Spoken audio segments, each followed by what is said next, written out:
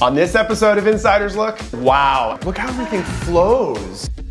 I tackled the design of one of the most difficult floor plans yet. Ah! 3 down! So much drama. All while trying not to send my team over the edge. Let's try the whole thing the other way. I'm so sorry, but this is just how my process goes. I'm sharing with you what really goes into bringing the design of the HGTV Dream Home 2020 from a sketch to a reality.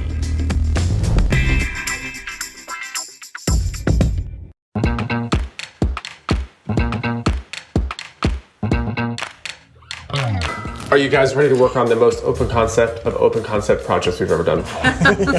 Seriously, yes. Like every room opens to one another, so like the design and color scheme both have to be cohesive, like everywhere. Everywhere. So have all your mood boards loaded so we can get down to finalizing furniture. I really want to decide on that in person, like in the house. So we're good, but I know you need to put that order in. Let's do that actually on Hilton Head Island. I think that's something we need to do in person. Okay. All right, so we can't make that decision today, but we can make a decision about kitchen selections. All right, so in the kitchen, we've got the island right smack in the middle.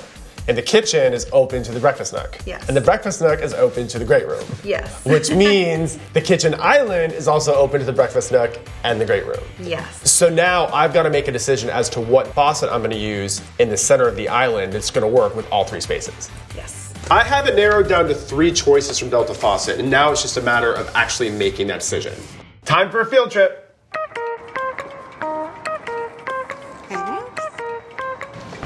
I've got to finalize our kitchen faucet selection. Okay, what do you have in mind? Well, I heard that here they have one that has something called Voice IQ technology. What? Yes, so that's what we're going to check out. That sounds cool.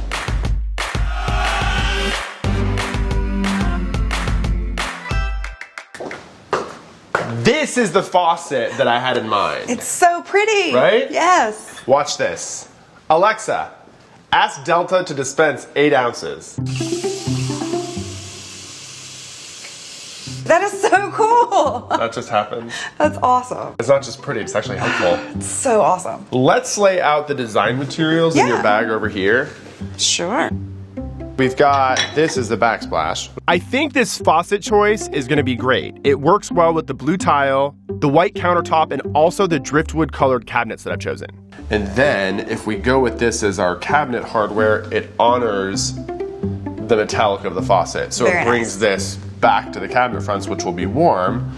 And then from above, we have the mint again with the pendants. So I'm sold. Yeah, it's great. I think it's a done deal. Why don't we pack up the materials, you order the faucet, okay, and then I'll move on to the next decision.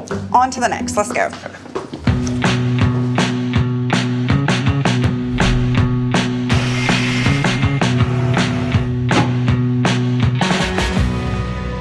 This looks fantastic. Yes, I love this kitchen.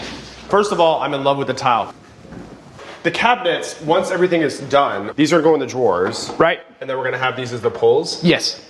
Would you say that the majority of the clients whose kitchens you do bring their cabinets all the way to the ceiling? A lot of them do, yes. All right, because I'm going to revisit that. The kitchen is almost done, which is unheard of in the construction world. And now I've got to change my focus to the great room, which is open to the kitchen and the breakfast nook and the entry and the outdoor space. Wow, everything is shaping up. Look how everything flows. I've put together a loose space plan, but we have different options in this room. The last thing I want to do is somebody to walk in the front door and see the back of a sofa. So, never gonna happen. Yeah, if we do an L-shaped sofa right here, that means the sofa itself will kind of impede this traffic flow. I think we should check those dimensions just to be sure. All right.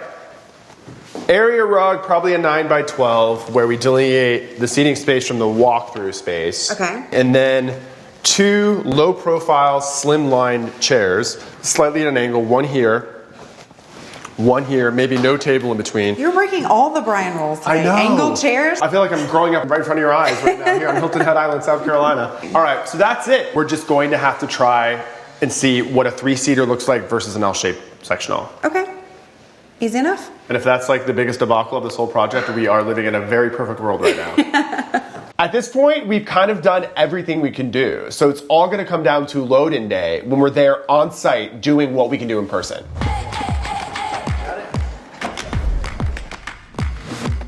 Let's try it over there with its back to the marsh. I like the idea of walking into the house and having the sofa open to us. Let's try it this way. You know, I like options, so.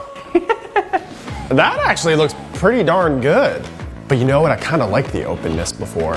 Let's try the whole thing the other way.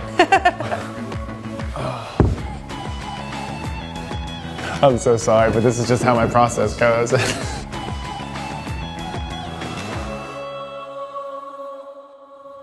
The most important thing is this open flow. So let's get the rug down and then we'll bring the pedestal table in. This is great, guys. Can we turn it over so it's right side up? Hey, there's a tree. Ah! Tree down! So much drama. In the end, it all worked out great. We ended up going with a 3-seater sofa, a pair of armchairs, a rectangular coffee table, an oversized area rug, and the flow is just spot on. In the kitchen, the island with that gorgeous modern faucet definitely anchors the space. And the beautiful blue tile was the right choice, but making the decision to add more cabinets to bring them all the way to the ceiling, game changer. Want to see more of my design come together? Head to hgtv.com/HGTV Dream Home.